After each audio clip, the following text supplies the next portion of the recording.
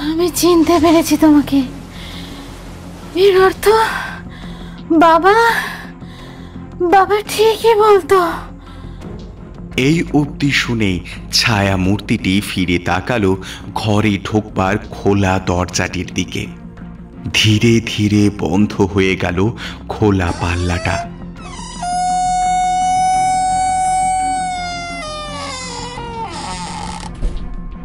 আর কিছুক্ষণ পরে কিশোরীর কণ্ঠে একটা মরণপণ আর্তনাদ ভেসে এলো বন্ধ দরজাটির ওপার থেকে।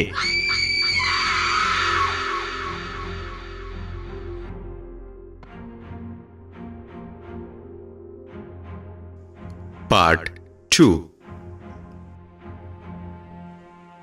প্রথম পর্বে আমরা দেখলাম এক শহরের নামি দামি হাসপাতালের অগ্নিদগ্ধ পরিস্থিতি সময়ের কথা।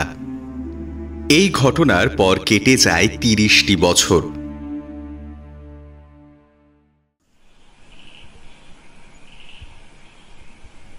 এই হাসপাতালের নাম ছিল কমলা দেবী হাসপাতাল সাহেব। তা প্রায় 30 বছর আগে একদিন রাতের বেলায় আচমকা এখানে আগুন ধরে যায়। অনেক রুগী ছিল ভিতরে, ডাক্তার, নার্স, আরদালি, চাপরাশি সমেত অন্যান্য লোকজনও ছিল ভিতরে। জায়গাটা তখন রীতিমতো গমগম করতো সাহেব। সব শেষ এক রাতে। ওহ, প্যাথেটিক। আচ্ছা, কেউ প্রাণে বাঁচেনি? একজনও না? কেউ না সাহেব, সব পুড়ে কয়লা হয়ে গেছিল। আমার বয়স তখন 12 কি 13। বন্ধুদের সাথে আমিও গেছিলাম ওখানে। আজও ভুলতে পারিনি কো। পুলিশ এসেছিল। আমরা যখন ওখানে গেলাম তখন হাসপাতাল থেকে বডিগুলো বার করছিল ওরা, সাদা কাপড়ে মুড়ে। সব পায়ে সর্ষের তেল লাগানো ছেলেপিলে আমরা। মনে আছে সকলেই থম মেরে দেঁড়ে গেছিলাম সাহেব। একটা বডি আমার পাশ দিয়ে নিয়ে যাওয়ার সময় আচমকা ওর হাতটা ঝুলে পড়ে বাইরে। পুড়ে ছাই হয়ে যাওয়া কেলকুষ্টি হাত, জায়গায় জায়গায় হাড় বেরিয়ে গিয়েছে। ওরে বাপ রে! তা হাসপাতালে আগুনটা লাগলো কিভাবে? এ বিষয়ে কেউ কিছু জানতে পারেনি কো। গ্রামের লোকজন অন্তত কেউ কিছু জানে না সাহেব। আগুনটা কিভাবে ধরলো অত বড় হাসপাতালে। শহরের দিক ঘেঁষে থাকায় ওখান থেকে বড় বড় পুলিশ বাবুরা এসেছিল তদন্ত করতে। ওদের বলা বলি করতে তখন শুনেছিলাম বটে, শর্ট সার্কিট না কি বলে, ওইভাবে আগুন লেগে থাকতে পারে। কিন্তু এ বিষয়ে কেউ নিশ্চিতভাবে কিছু।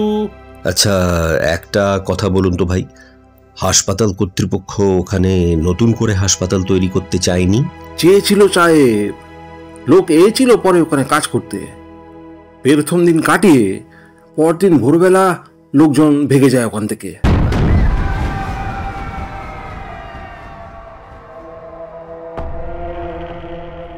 শেষবারের গল্প তো আরো সাংঘাতিক। দুপুরে একদল লোক এলো কাজ করবে বলে। তা কাজ শুরুও হলো, কিন্তু রাতের বেলায় সব চেঁচাতে চেঁচাতে বেরিয়ে এলো সাহেব। আমরা ছুটে গিয়ে দেখি ওরা বাইরে বেরিয়ে এসে পাগলের মতো চেল্লাচ্ছে ক। পরে শুনলাম 2জন লোক নাকি মারাও পড়েছে ওই রেতে। কে করেছিল খুনগুলো? ওই জায়গায় কিছু আছে সাহেব, ভয়ঙ্কর একটা কিছু, যাকে চোখে দেখা যায়নি কো।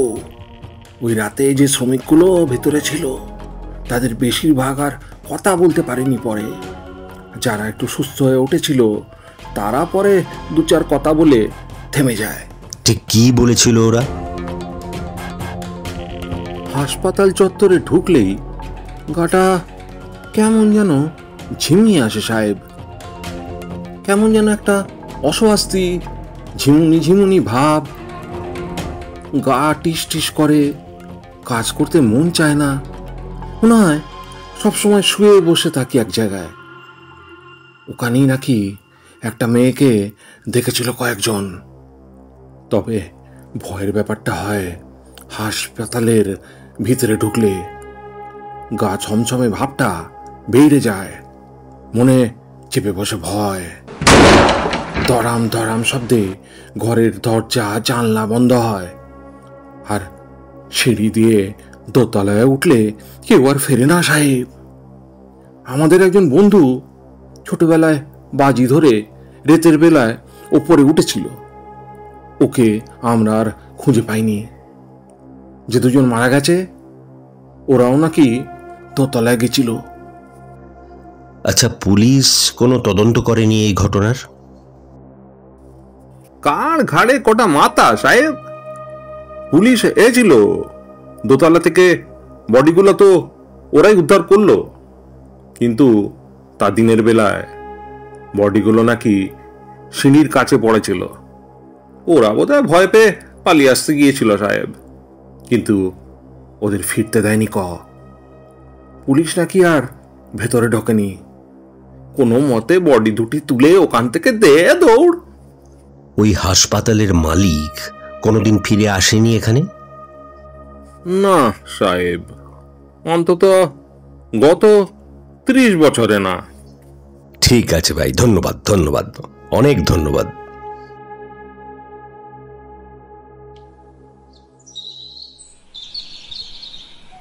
ভিডিও ক্যামেরাটা পজ করে পাশে দাঁড়ানো রাহুল আর স্নিগ্ধার দিকে ফিরে তাকালেন গৌরব।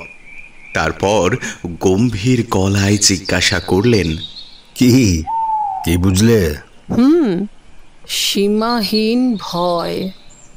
গ্রামে অবশ্যই একটা অস্বাভাবিক ঘটনা ঘটেছিল কোনো এককালে, তারপর সেটাই ভূতের গপ্প বলে চাউর হয়ে গিয়েছে সর্বত্র।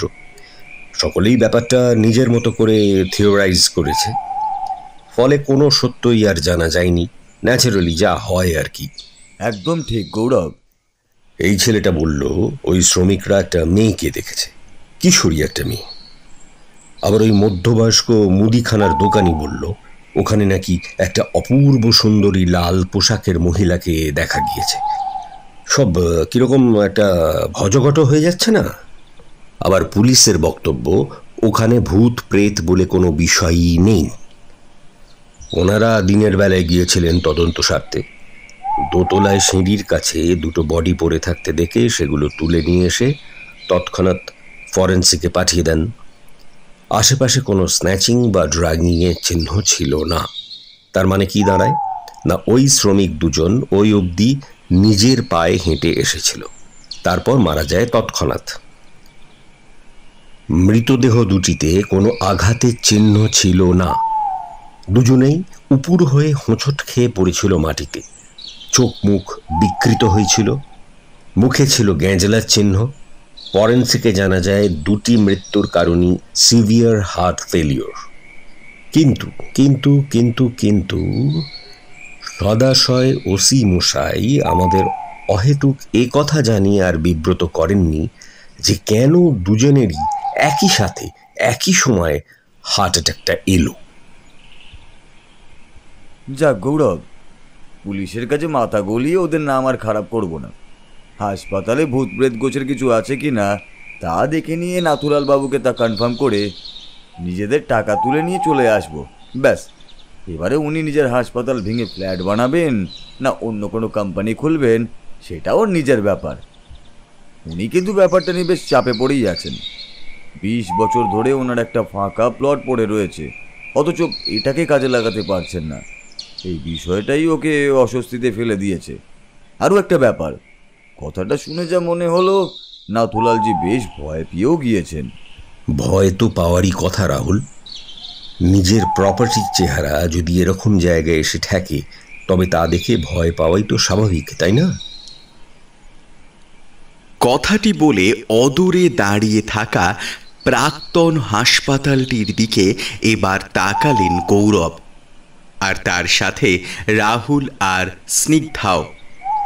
বিরাট গোল থালার মতো পূর্ণিমার চাঁদকে পেছনে ফেলে রেখে অন্ধকার প্রেত বাড়ি বা কোনো হানাবাড়ির মতোই মাথা তুলে দাঁড়িয়েছিল বিরাটকার ভাঙাচোরা হাসপাতাল ভবনটি। এক দৃষ্টে সামনের দৃশ্যটা কিছুক্ষণ দাঁড়িয়ে দেখলেন তিনজনে। তারপর স্নিগ্ধা বলে উঠল, মনে হচ্ছে যেন কোনো ডার্ক হরর মুভি দেখছি চোখের সামনে। সত্যি ভয় পাওয়ানো একটি দৃশ্য বটে। ভালো কথা গৌরব, গ্রামবাসীদের মধ্যে যাকে জিজ্ঞেস করলাম সকলে তো একই কথা বলল। হাসপাতালের মালিককে অন্তত 20 বছরের চোখেই দেখা যায়নি এখানে। তাহলে নাথুলাল বাবু নিজের চোখে প্রপার্টির দুরবস্থা দেখলেন কখন? কথাটা উনি নিজের মুখে আমায় বলেছিলেন, অবশ্যই ব্যক্তিগতভাবে। মাঝে মধ্যেই রাত্রির দিকে উনি একা গাড়ি চালিয়ে এসে দেখতেন পুড়ে ছাই হয়ে যাওয়া নিজের অতীতটাকে। উনি চাইতেন একে একে আবার নতুন করে বানাতে, কিন্তু যাকে এসব কথা এখন থাক। দেখো, চাঁদ ঢেকে গিয়েছে, টিপ টিপ করে বৃষ্টিও শুরু হলো আবার। তো এইরকম অবস্থায় বাইরে হাঁ করে দাঁড়িয়ে থেকে আর লাভ নেই। চলো, তার চেয়ে সবাই মিলে ভেতরে যাওয়া যাক। চলো। বাস্তবিকই একটা কালো মেঘ এসে ঢেকে ফেলেছিল গোল থালার মতো বিশাল চাঁদটাকে মাত্র কয়েক মুহূর্তের মধ্যে। তার সাথে শুরু হয়েছিল ঝিরঝিরে একটা বিরক্তিকর বৃষ্টি। বাইরে দাঁড়িয়ে না থেকেই তিনজনেই এবার হাঁটা লাগালেন হাসপাতাল ভবনকে ঘিরে দাঁড়িয়ে থাকা ওয়ার্ড সংলগ্ন বিশালাকার গেটটির দিকে।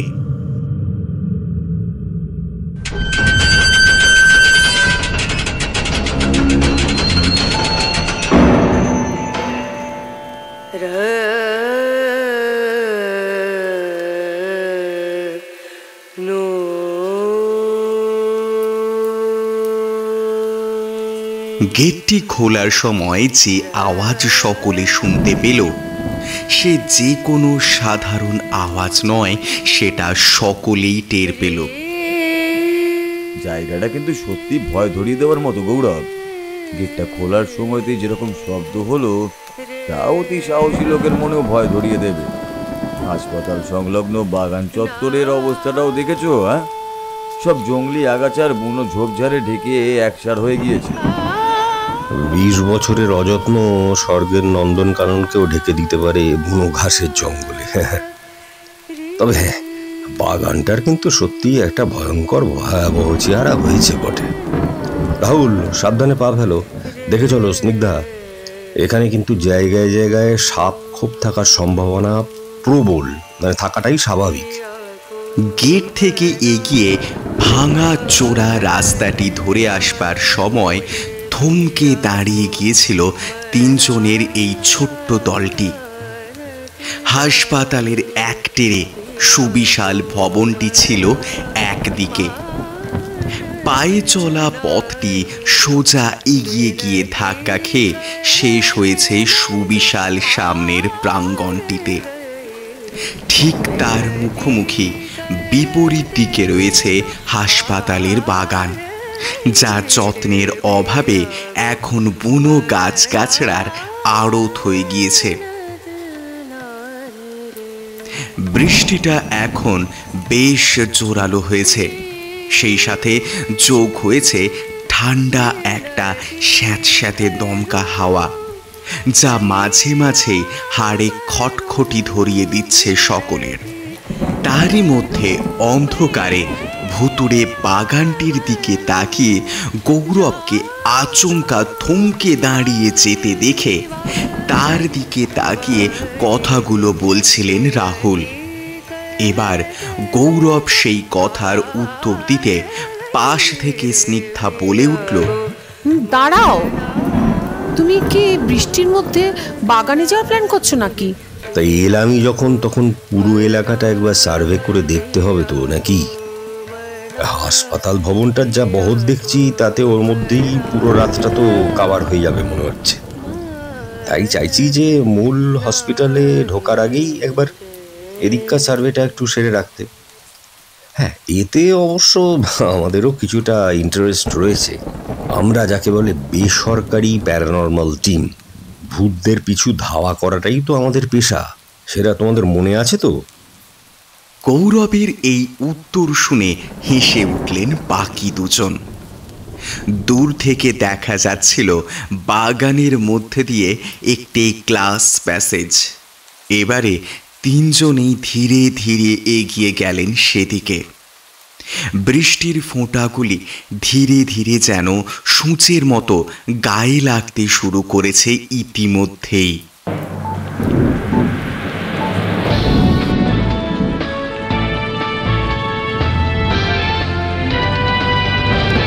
নমস্কার, নেক্সাস প্যারানর্মাল রিসার্চ হাব থেকে আমি গৌরব সিনহা।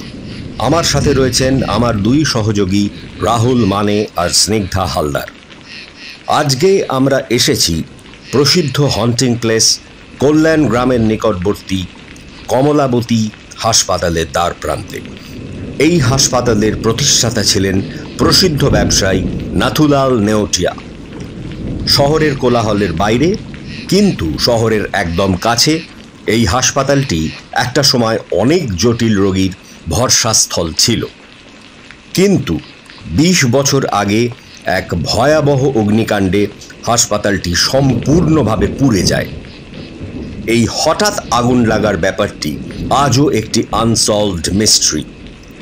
পুলিশের সন্দেহ এই আগুন শর্ট সার্কিট থেকে ধরেছিল, কিন্তু এই বিষয়ে ডিটেইলড কোনো তথ্য কর্তৃপক্ষের কাছ থেকে কখনো মেলেনি।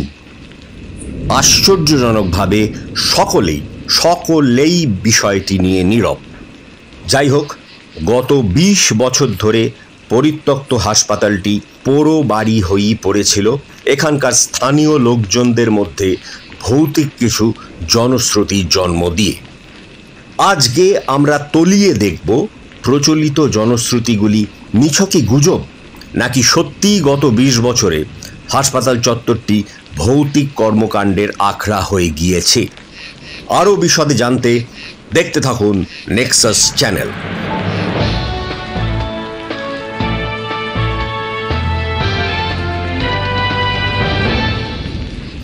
এক্সেলেন্ট গৌরব, এক্সেলেন্ট। হাতের ক্যামেরাটি বন্ধ করে ভারী গলায় হেঁকে উঠলেন রাহুল। চওড়া একটা হাসি হেসে গৌরব তাকালেন স্নিগ্ধার দিকে। কি সব ঠিক আছে তো? একদম পারফেক্ট। আর ক্যামেরার সামনে তো তুমি বরাবরের মতোই সাবলীল, আর এই জন্যেই শ্রোতারা তোমার বক্তব্য শুনতে পছন্দ করে। এর কৃতিত্ব তো তোমারই স্নিগ্ধা। তোমার এডিটিং এত পারফেক্ট হয় যে আমাকে বেশি খাটতেই হয় না। ও হ্যাঁ, ভালো কথা, বাই দ্য ওয়ে, আশেপাশে তেনাদের কাউকে দেখতে পেলে নাকি? সেটাই তো গৌরব, লোকে বলেছিল হাসপাতাল চত্বরে ঢুকলেই কিছু একটা অদ্ভুত অনুভূতি হয়, কেমন যেন অবশ অবশ লাগে, কিছুই ভালো লাগে না, হাত পা ঢিস ঢিস করে, মন অচল হয়ে যায়। কই এসব কিছুই তো হলো না, উল্টে বৃষ্টিটা পড়ায় মনে হলো যেন এক্সট্রা এনার্জি পেয়ে গেলাম। পুরোটাই স্রেফ ভয়, বুঝলে? এটাই তো দেখে আসছি আমরা বেশিরভাগ কেসে, তাই না? হ্যাঁ, অফকোর্স মুকেশ মিলের কেসটা বাদে, ওটা তো যাকে বলে আমাদের ভূতময় জীবনের একটা বিরাট বড় ব্রেক। এনিওয়েজ, একটা জিনিস দেখো, এখানে পেরিমিটারের এতটা ভেতরে চলে এলাম, কিন্তু এখনো অবধি বৃষ্টির আওয়াজ, বাতাস শস্যর শব্দ আর ব্যাঙের ডাক ছাড়া সেরকম কিছুই তো দেখতে বা শুনতে। গৌরব,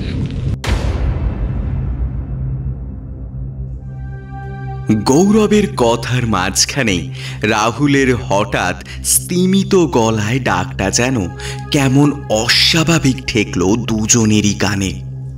কথাবার্তা থামিয়ে ব্যস্ত হয়ে দুজনেই এগিয়ে গেলেন রাহুলের দিকে। স্নিগ্ধার হাতে ফ্ল্যাশ লাইট ছিল, তিনি তা জ্বালাতে গিয়েছিলেন, কিন্তু হাত তুলে রাহুল তাকে বারণ করলেন আলো জ্বালাতে। এবার দুজনে কাছাকাছি আসতে রাহুল নিজের ক্যামেরার ডিসপ্লেটা বাড়িয়ে ধরে বললেন, কিছু একটা গোলমাল আছে বস। ক্যামেরাটা হাতে নিয়ে দেখলেন গৌরব। কিছুক্ষণ আগে তোলা ক্লিপটাই আবার রিওয়াইন্ড করে দেখছিলেন রাহুল। ডিসপ্লে বোর্ডের দিকে তাকিয়ে দেখলেন গৌরব, তারপরে বললেন, কি হলো? Anything unusual? ভিডিওটি তখন পজ করা ছিল। একটা আঙুল বাড়িয়ে কিছুক্ষণ প্লে করে ভিডিওটা বেশ খানিকটা এগিয়ে নিয়ে এসে বিশেষ একটি জায়গায় পজ করে সামনের দিকে আঙুল বাড়িয়ে রাহুল বললেন, ওইদিকে অন্ধকারে ওইদিকে ওই ভাঙা দেওয়ালটা দেখতে পাচ্ছ গুরু? ওই যে উল্টো দিকে সরু রাস্তার পাশে ওই ঘন ঝোপগুলো দেখা যাচ্ছে।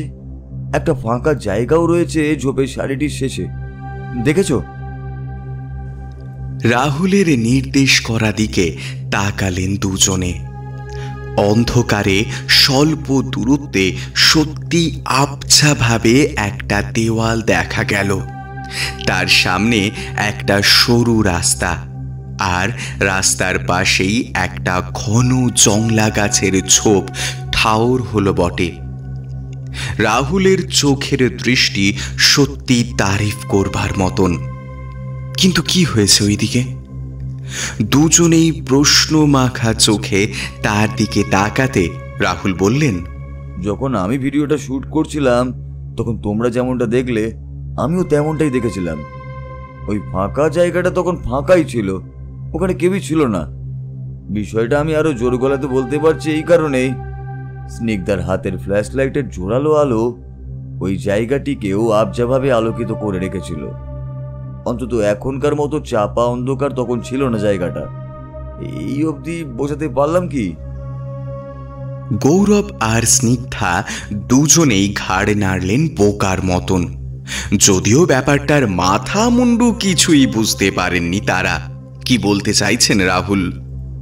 বেশ, এইবারে ঠিক যে জায়গায় ভিডিওটা পজ করে রাখা সেটির দিকে দেখো। কিছু কি দেখা যাচ্ছে কি তোমার পিছনে দেওয়ালের ধার ঘেঁষে? ভালো করে লক্ষ্য করো তো। দুজনেই এ কথায় ফিরে তাকালেন ক্যামেরার ডিসপ্লে বোর্ডের দিকে। কৌতূহল ভরে তাকালেন আটকে যাওয়া ছবিটির দিকে। মনে হলো যেন আবছা মানুষের মতো কিছু একটা অবয়ব দাঁড়িয়ে রয়েছে দেওয়ালটি ঘেঁষে। কিন্তু এ তো কোনো লাইট অ্যান্ড শ্যাডো গেমও হতে পারে। রাহুলের মতো এত অভিজ্ঞ লোক এরকম বাজে এভিডেন্স দেখে বোকা বনলেন কি করে? প্রশ্নটা করতে ঈষৎ হেসে তিনি বললেন, তুমি যে বস এই কথাটা বলবে তা আমি জানতাম। যাক, ভিডিওর এই অংশের স্ক্রিনশটটা নিয়ে রেখেছি। এই যে হুজুর। ফটো এডিটিং সফটওয়্যারটা ভিন্ন একটা ট্যাবে মিনিমাইজ করা ছিল। এইবার আঙুল বুলিয়ে সেটাকে পূর্ণাঙ্গ করলেন রাহুল। ওই ছবিটি তখন খোলা ছিল। এবার হাত বুলিয়ে ছবিটিকে জুম ইন করে বক্তব্যরত গৌরবের পেছন দিকে দেওয়ালের গায়ে ওই বিশেষ অংশে ফোকাস করলেন রাহুল। এইবারে বিস্মিত হয়ে দুজনেই দেখলেন দেওয়ালের পাশেই ফুটে উঠেছে আবছা কোনো কিশোরীর ছবি।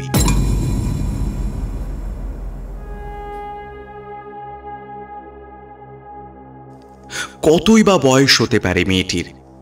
আবছা পিক্সেলেট ছবি দেখে যা মনে হলো বয়স 20-র মধ্যেই হয়তো। সোজা দূর থেকে তাকিয়ে তাদের দিকে। আবছা ছবিটির কারণে এর থেকে বেশি কিছু বোঝা গেল না। মুখটা কারোর কাছেই স্পষ্ট ছিল না। খানিকক্ষণ পর স্নিগ্ধা টেনে নিলেন ক্যামেরাটি। গভীরভাবে খুঁটিয়ে দেখতে লাগলেন ভিডিওটি আরেকবার। মাই গড, এর অর্থ গ্রামবাসীদের কথাগুলোই তাহলে ঠিক ছিল কি রাহুল? এর মানে এই মেয়েটিকেই এনারা দেখেছিলেন বিভিন্ন সময়ে হসপিটালের আনাচে কানাচে ঘুরে বেড়াতে। এই জন্যেই এখানকার বেশিরভাগ লোক তাঁদের স্বীকারোক্তিতে একটা বাচ্চা মেয়ের কথা উল্লেখ করেছিলেন। ওই শ্রমিকদের কথার সঙ্গেও তাহলে সেটা মিলে যাচ্ছে। কিন্তু একদম ঠিক কথা বলেছো বস, কিন্তু এখানেও একটা ব্যাপার আছে। কোনো কোনো গ্রামবাসী আবার নিজের চোখে একজন মধ্যবয়সী মহিলাকেও দেখেছিল বলে দাবি করে। তিনি নাকি আবার একটা লাল রঙের পোশাক পরে ঘোরেন, ফ্যাশন ললনা হয়ে। মেয়েটির কথা সত্যি বেরোলো, তবে কি মহিলাটিও? না হে, এই বিষয়ে এখনই নিশ্চিতভাবে কিছু বলা সম্ভব নয়। কিভাবে বলবে এই আবঝা পিক্সেলেটেড একটা ছবি দেখিয়ে? মুকেশ মিলের কেসটায় কিভাবে গা জোয়ারি করে ওরা কেসটা ধামা চাপা দিয়েছিল মনে আছে তো? যে কোনো সদ্য ল পাশ করা, কোফের রেখা বেরোনো ফচকে ছোকরাও বিজ্ঞের মতো ঘাড় নাড়তে নাড়তে বলে দেবে এটা ফেক ছবি। না হে রাহুল, না, আমাদের প্রয়োজন এমন একটা প্রমাণ যা সকলকে একেবারে চুপ করিয়ে দেবে। আচ্ছা, তোমরা দুজনে কি কেউ ভিডিওর এই অংশটা খেয়াল করেছো?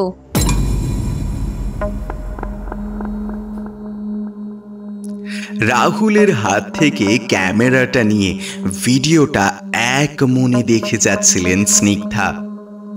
দুজনের কথাবার্তায় সেরকম মনোযোগ ছিল না তার।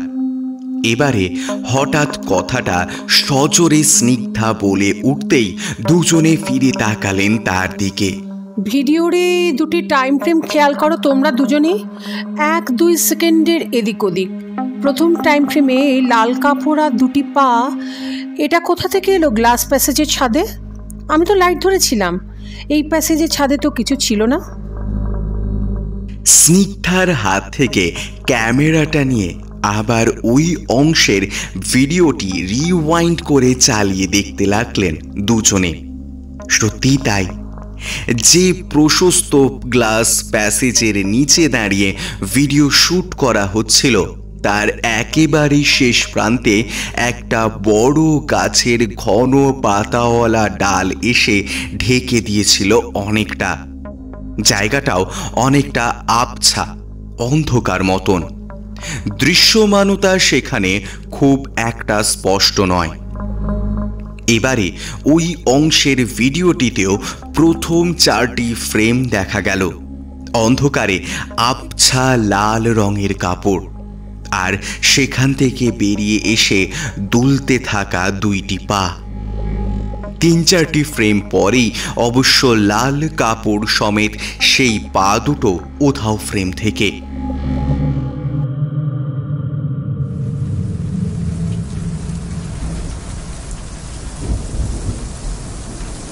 কেউ যেন গাছের ডালে বসেছিল পা দুলিয়ে, তারপরেই উঠে চলে গেল সেখান থেকে মাত্র কয়েক সেকেন্ডের মধ্যে। খুব ভালো করে খুঁটিয়ে না দেখলে অন্ধকারের মধ্যে ব্যাপারটা নজরেই আসবে না। অভিনন্দন ভাই গৌরব, অভিনন্দন। এতদিন ডিজিটাল জগতের লৌকিক দর্শকরা অন ক্যামেরা তোমাকে দেখে বিশেষ আনন্দ লাভ করত, এই নিয়ে কোনো সন্দেহ নেই। এখন সেই তালিকায় অলৌকিক জগতের প্রেতনীরাও যোগ দিলেন। আমাদের গৌরববাবু এখন এতই জনপ্রিয় যে ভূতরাও এসে তার শুটিং দেখে আনন্দ নিতে চান। আরে এটা তো টিম নেক্সাসের কৃতিত্ব ভাই রাহুল। কিন্তু একটা কথা বলো তো, হঠাৎ করে প্রেতিনী বললে কেন? এটা যে কোনো ব্রহ্মদত্তী নয় তার গ্যারান্টি কোথায়? দেখো, আমাদের লোকসাহিত্যে তো গাছের ডালে পা ঝুলিয়ে বসে থাকার প্রবণতা একমাত্র ব্রহ্মদৈত্যদের মধ্যেই দেখা যায়। কারেকশন।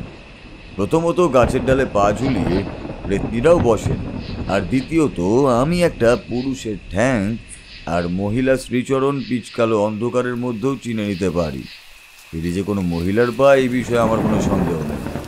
বাবা রাহুল, তুমি যে রাত পাখিদের পালের অভিজ্ঞ বন মোরগ, এ বিষয়ে আমার কোনো কালেই সন্দেহ ছিল না। তবে আবারও বলবো, রাতের ওই মায়াজালের মায়া দ্রুত ত্যাগ করে বেরিয়ে আসাই কিন্তু ভালো, সেটাই তোমার পক্ষে মঙ্গলজনক। তবে হ্যাঁ, এখন ভূত পেতনি ঠ্যাং দেখিয়ে যদি চ্যানেলের ইনকাম বাড়ে তবে তো লাভ আমাদেরই। গৌরব, রাহুল, তোমরা যাই বলো না কেন ভাই, টাকাটাই আসল। ওটা এলেই আমার আর কোনো বিষয়ে কোনো অভিযোগ নেই। আপাতত যা দেখা গেল ক্যামেরায়, সেই বিষয়টি নিয়ে একটু তদন্ত সেরে ফেলা যাক। স্নিগ্ধার কথায় ক্লাস প্যাসেজটা ছেড়ে আবার আগে সকলেই একবার টর্চ জেলে সেটির ছাদ আর সংলগ্ন গাছের ডালটিকে ভালো করে খুঁজে দেখলেন একবার। প্রত্যাশা মতোই কাউকে দেখা গেল না সেখানে। যে গাছটি থেকে ডালটি বেরিয়ে এসেছিল সেই গাছটির গোড়াও ভালো করে দেখা হলো, সেখানেও কিছু নেই। খানিকক্ষণ ইতি উতি দেখে নিয়ে একটা গভীর শ্বাস ছেড়ে রাহুল বললেন, উল্টো পায়ে ফিরে চলো হে সকলে, বাকি ফুরুত। তা অবশ্য কথাটা মন্দ বলনি। একটা কাজ করো তো রাহুল, ক্যামেরাটা বের করে চালু করে দাও। ওটার ইনফ্রারেড ভিশনটা যখন বলবো তখন অ্যাক্টিভেট করে দেবে। আপাতত নর্মাল মোডেই থাক। আরে বাবা, দর্শকদের মনে শিহরণ জাগিয়ে তোলার জন্য কিছু তো চাই নাকি? ক্যামেরা অন করে এবারে তিনজন মিলে একত্রে এগিয়ে চললেন অদূরে দাঁড়িয়ে থাকা ভাঙা চোরা দেওয়ালটির সামনে।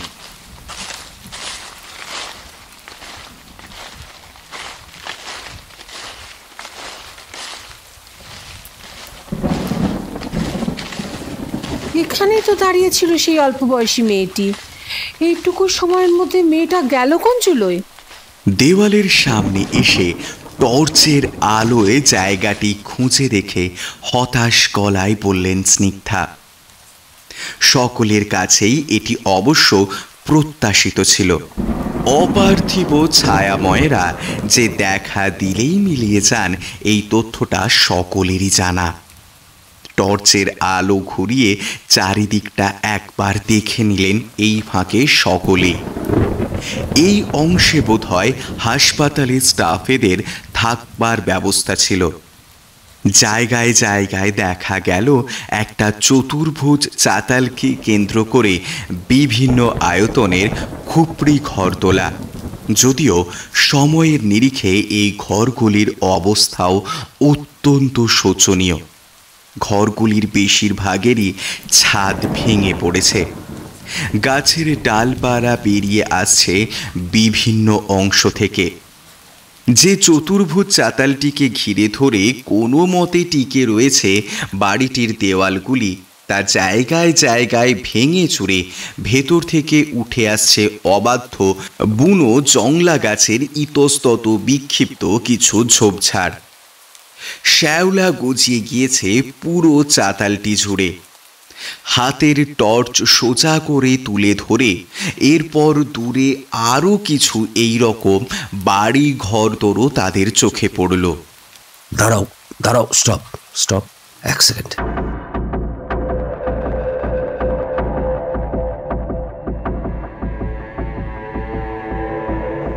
মৃদু স্বরে কথাটি বলে হাতের টর্চটি সোজা সামনের দিকে ধরে রাখলেন গৌরব।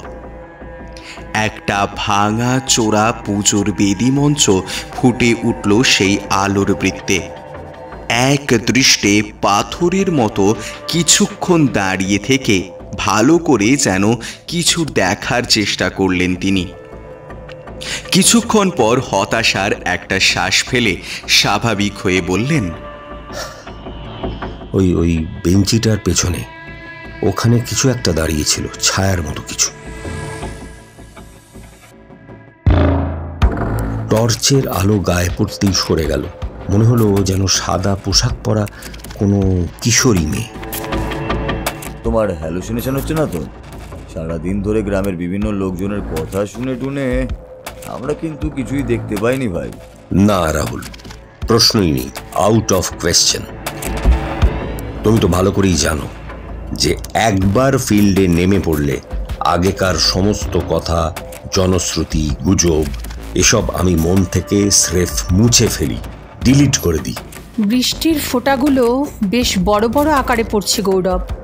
তোমার টর্চের আলোর বৃত্তে অঝোর জলের ধারায় পড়া বৃষ্টির ফোঁটাগুলি তোমার সামনে কোনো আলো আধারির খেলা তুলে। না স্নিগ্ধা, না না না না, ওসব কিছুই নয়। তুমি ভালো করেই জানো আমার এক্সট্রা সেন্সারি পারসেপশনগুলো আধো অন্ধকারে ছায়াময়দের খুঁজে নিতে আমাকে কতটা সাহায্য করে। কিছু একটা আছে এখানে, দেয়ার ইজ সামথিং, যা আমি স্পষ্টত অনুভব করতে পারছি।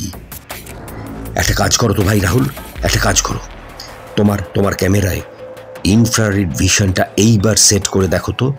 আমার মন বলছে এখানে কিছু রয়েছে আমাদের আশেপাশেই, আমার শিরায় শিরায় অনুভব করতে পারছি সেই অস্তিত্ব। I can feel it. গৌরবের কথা মতন ইনফ্রারেড ভিশন চালু করে সামনের বেদি মঞ্চের দিকে বেশ কয়েক পা এগিয়ে এলেন তিনজনে। আর তারপরেই ক্যামেরায় ধরা পড়ল অদ্ভুত এক দৃশ্য। বেদি মঞ্চের মুখোমুখি একদম পিছনে একটা বড় একতলা বাড়ি ছিল, আর তার সামনে ছিল একটা টানা বারান্দা। এই বাড়িটির দিকে এগিয়ে আসতেই হঠাৎ ক্যামেরার ডিসপ্লে সেকশনে ভোজবাজির মতন ফুটে উঠল একজন কিশোরী মেয়ের অবয়ব। চমকে সামনে তাকালেন তিনজনে।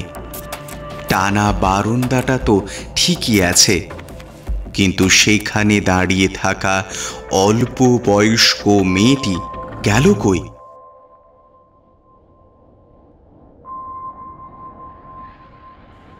আবার ক্যামেরার দিকে তাকালেন তিনজনে। কিশোরী মেয়েটির অবয়বটি এখনো সেখানেই দাঁড়িয়ে রয়েছে, যেখানে সে দাঁড়িয়েছিল প্রথমবার। কি কোনো ম্যাজিক নাকি? ইয়েস, ওই মেয়েটি একটি এনার্জি স্পিরিট, একটি শক্তিপুঞ্জ, যাকে খালি চোখে দেখা সম্ভব নয়। ওই কারণেই ক্যামেরার ইনফ্রারেড ভিশনে ওকে দেখা যাচ্ছে। মেয়েটি একপাশে সরছে। রাহুলের হাঁকে তড়ি ঘড়ি ক্যামেরার দিকে তাকালেন সকলে। দেখা গেল তার কথাই ঠিক। টানা বারান্দা থেকে নিচে 2-3 ধাপ সিঁড়ি ভেঙে নেমে এলো অলৌকিক সেই ছায়া। তারপর ধীরে ধীরে বেশ খানিকটা পথ এগিয়ে চলে অবশেষে সেটি এসে দাঁড়ালো একটা জায়গায়। মন্ত্রমুগ্ধের মতো অবয়বটিকে অনুসরণ করছিলেন তিনজনে। এবার কিশোরীটির অবয়ব দাঁড়িয়ে পড়তে মুখ তুলে দেখলেন ভাঙা চোরা পরিত্যক্ত হসপিটালটির ঢোকার দরজার একেবারে মুখে এসে দাঁড়িয়ে পড়েছেন তারা। তাদের চোখের সামনে কিশোরীটির বায়বীয় দেহ এবারে নিঃশব্দে ঢুকে পড়ল অন্ধকার হাসপাতাল ঘরের ভিতরে। এটা কি হাসপাতালের ভিতরে ঢুকবার নেওতা নাকি? ক্যামেরার ডিসপ্লে থেকে চোখ সরিয়ে উদ্বিগ্নভাবে জিজ্ঞাসা করলেন রাহুল। ক্যামেরায় চোখ রাখার আর কোনো প্রয়োজন নেই। অবয়বটি ভেতরে মিলিয়ে যাওয়ার পর আর দ্বিতীয় কোনো অলৌকিক চোখে পড়ছে না। ভিতরে তো যেতেই হবে, এখন কিংবা তখন, তার থেকে বরং এখনই যাওয়া যাক। হাতের টর্চ লাইটটা জ্বালিয়ে নিয়ে তিনজনে প্রবেশ করলেন অন্ধকার হাসপাতালের ভেতরে।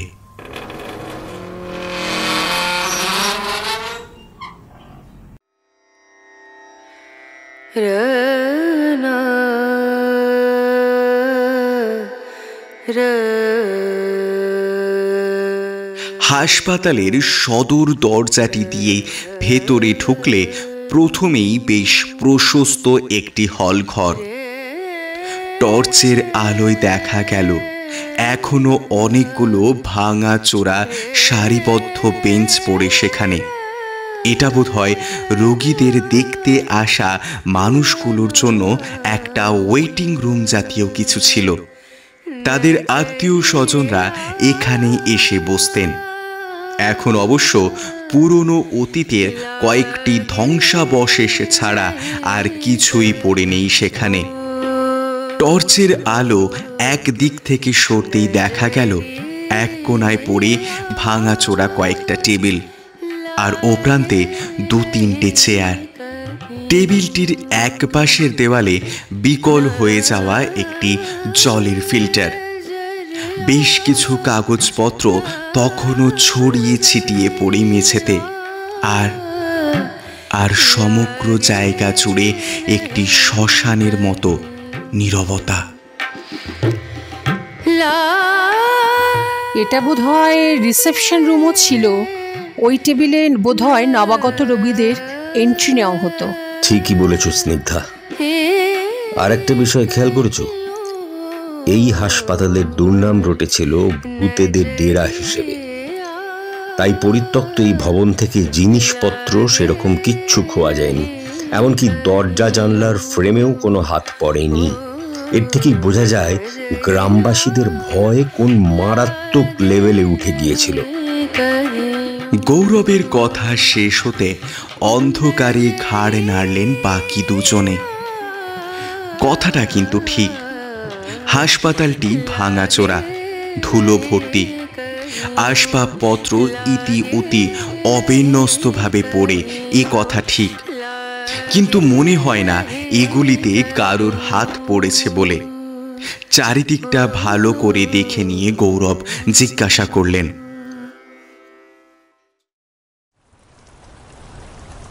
কে রাহুল? আমাদের সেই কিশোরী পথ প্রদর্শকের কোনো ছায়া আর ধরা পড়ছে ক্যামেরায়? না, সেই বেটিয়া তো হাসপাতালের পথ দেখে দিয়ে সেই যে ধাঁ হয়ে গেল, তারপর থেকে তো তিনি আর দর্শনে দিচ্ছেন না। এখন তবে কোন দিকে যাব বস আমরা? হলঘরটির একদিকের টর্চের আলোয় তিনটি আলাদা পথ দেখা গিয়েছিল আগেই। এবার গৌরবের নির্দেশে সর্বাগ্রে বাঁ দিকের পথটি নিলেন সকলে। সরু এক ফালি প্যাসেজ সেটি। কিছুটা এগিয়ে ঘুরে গিয়েছে বাঁ দিকে, তারপর আবার ডান দিকে ঘুরেই মধ্যিখানের সুদীর্ঘ এক ফালি প্যাসেজের দুপাশে পরপর বেশ কয়েকটি বড় বড় ঘর। এই ঘরগুলো কিসের ঘর? স্নিগ্ধার প্রশ্নে একটি ঘরের বন্ধ দরজা ঠেলে ভেতরে ঢুকলেন গৌরব। এর পাল্লাটি ভেজানো ছিল। ঠেলতেই যান্ত্রিক একঘেয়ে ও প্রলম্বিত একটি ক্যাচ আওয়াজের সাথে সেটি খুলে গেল। পেছনে দাঁড়িয়ে থাকা রাহুল আর স্নিগ্ধার দিকে কৌতুকের ভঙ্গিতে একবার তাকিয়ে কৃত্রিম ভয়ের ভঙ্গিতে তিনি বললেন, ওরে বাবা, ভুতুরে হাসপাতালের সিকোয়েন্সের সাথে ম্যাচ করে কিরকম ভুতুরে সুরে দরজাটা খুললো দেখলে? যেন সেই ছোটবেলায় দেখা স্যামসন ব্রাদার্সের হরর মুভির বড়বেলাকার রিপিট টেলিকাস্ট। পুরানা হসপিটাল, বন্ধ দরওয়াজে কে পিছে, ডেঞ্জার ডেঞ্জার ডেঞ্জার। বাবা, জমে গেছে পুরো। পেছনে দাঁড়িয়ে থাকা ভয়ার্ত দুই সহযোগী এবার সব ভয় ভুলে ঠিক করে হেসে উঠলেন নিজেদের অজান্তে। এতক্ষণ এই দম বন্ধ করা পরিস্থিতির চাপে মনে গেড়ে বসা ভয় কেটে গেল তাদের এক লহমায়। ঘরের ভেতরে টর্চের আলোয় বেশ কিছু মেডিকেল যন্ত্রপাতি পড়ে থাকতে দেখা গেল। ঘরের এক কোণে দেওয়ালের ধারে পড়েছিল ভাঙা চোরা একটি এক্স-রে মেশিন, অনেক রকম মেডিকেল কিট, সবই অবিন্যস্ত, বিশৃঙ্খল, পোড়া পোড়া। অনাদরে সেগুলি পড়েছিল মেঝেতে। বেশ কয়েকটি অগ্নিদগ্ধ টানা টেবিল ছিল ঘরের ভেতরে। সেগুলির ওপরে ছড়িয়ে ছিটিয়ে এক রাশ পুড়ে যাওয়া স্প্রেডশিট, ফাইল, বেশ কিছু মাইক্রোস্কোপ। সব কিছু দেখে শুনে রাহুল বললেন, মনে হয় এটা ডায়াগনোসিস রুম হিসেবে ব্যবহার হতো। অন্তত জিনিসপত্র দেখে তো তাই মনে হচ্ছে। হ্যাঁ রাহুল, এর সাথে আরও একটা জিনিস নোটিস করেছো? এই পুরো প্যাসেজ ওয়েটা ধরে আসবার সময় দুধারের দেওয়ালগুলোর অবস্থা খেয়াল করেছিলে? কালো ঝুরঝুরে। মনে হচ্ছে পুলিশের বয়ানটা ঠিকই ছিল, এখানে অগ্নিকাণ্ডই ঘটেছিল। তাছাড়া বাইরের হল ঘরের দেওয়াল আর ভেতরের এই প্যাসেজ ঘরের দেওয়াল দেখে ফাঁকা চোখে যা মনে হলো, এখান থেকেই কোথাও শর্ট সার্কিট হয়েছিল যাতে পুরো হসপিটালে আগুন লেগে যায়। কিন্তু কোথায় প্রথম লেগেছিল এই আগুনটা? এই ঘরটাও তো মারাত্মক রকমের পুড়েছে, সেটা তো দেখেই বোঝা যাচ্ছে। তাহলে কি গৌরব এই ঘরেই?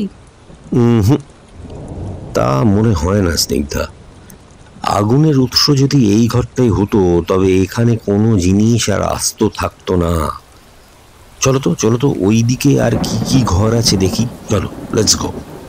যেটা খুঁজছিল তারা অবশেষে সেটা খুঁজে পাওয়া গেল দীর্ঘ প্যাসেজটির শেষ প্রান্তে এসে। একটি ঘরের পুড়ে কালো হয়ে যাওয়া হালকা লাল রঙের দরজায় এসে ধাক্কা খেল শেষ প্যাসেজটি।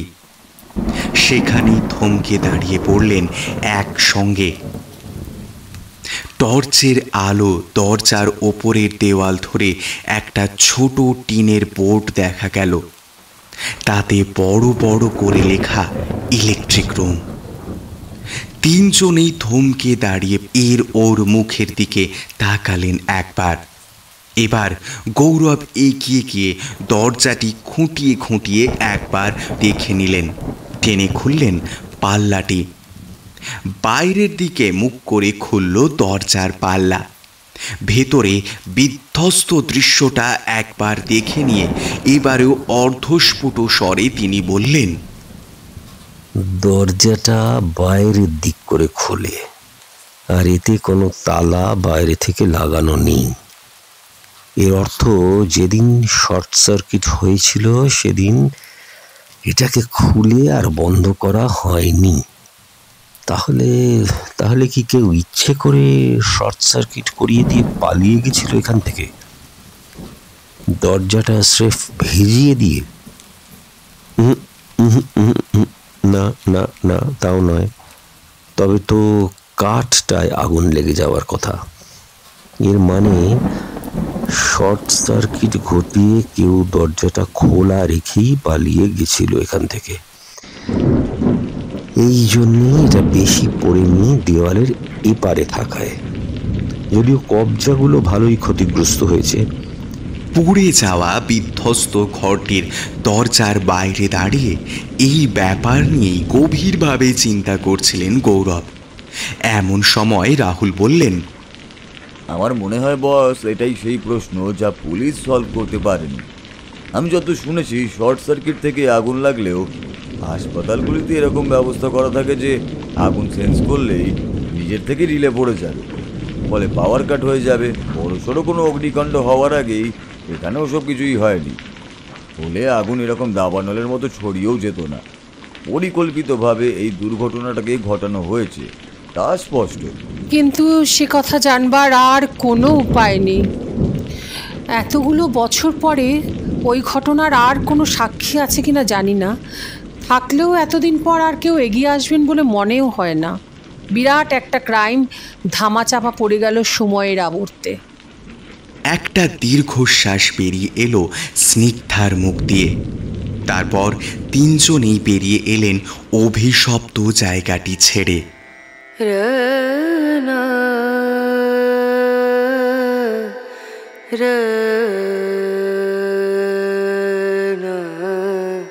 মধ্যিখানের প্যাসেজে দর্শনীয় সেরকম কিছুই ছিল না।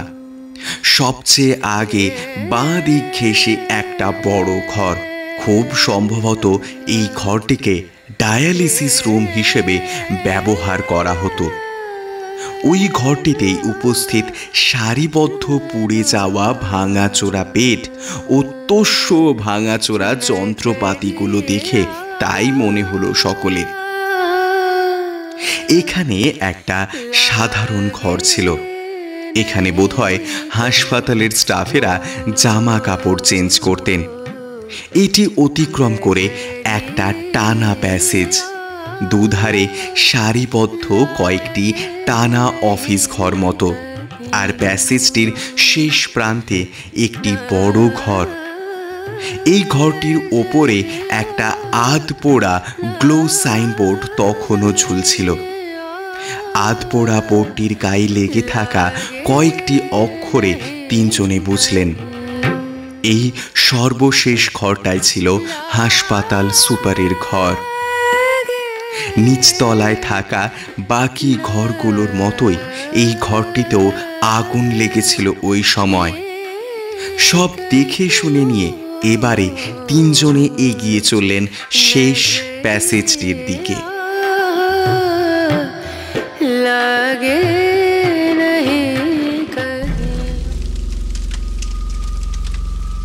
স্টাফেদের চেঞ্জিং রুম অতিক্রম করে আসবার সময় হঠাৎ কেন যেন থমকে দাঁড়িয়েছিলেন গৌরব। এক দৃষ্টে কিছুক্ষণ খোলা দরজা দিয়ে তাকিয়ে রইলেন ভেতরে। তার চোখে লেগেছিল কৌতূহল, শঙ্কা। বেশ কিছুক্ষণ এইভাবে একটানা তাকিয়ে থেকে এইবার মুখ নামিয়ে নিতে স্নিগ্ধা জিজ্ঞাসা করলেন, কি হলো? না না না, তেমন কিছু নয়। পাশ দিয়ে যাওয়ার সময় হঠাৎ যেন মনে হলো দরজার ওই প্রান্তে দেওয়ালের দিক ঘেঁষে একটা খাট দেখেছিলাম, মনে পড়ছে। মনে হলো যেন কেউ বা কিছু ওই খাটের ওপর বসে নিঃশব্দে আমাদের দেখছে। ভেতরটা টর্চের আলো জেলে ভালো করে একবার দেখে নিলেন রাহুল। তারপর টর্চ নিভিয়ে বললেন, গায়া, যদি বা কিছু ভিতরে ছিল আপাতত সেটি আর সস্থানে নেই। তবে ওদিককার দেওয়ালে একটা ছোট দরজা দেখতে পেলাম, ইনফ্রারেড দিয়ে একবার দেখে আসবো। গৌরব একবার মাথা নাড়িয়ে না বললেন। তিনজনেই এবারে সমবেতভাবে এগিয়ে চললেন তৃতীয় প্যাসেজটির দিকে।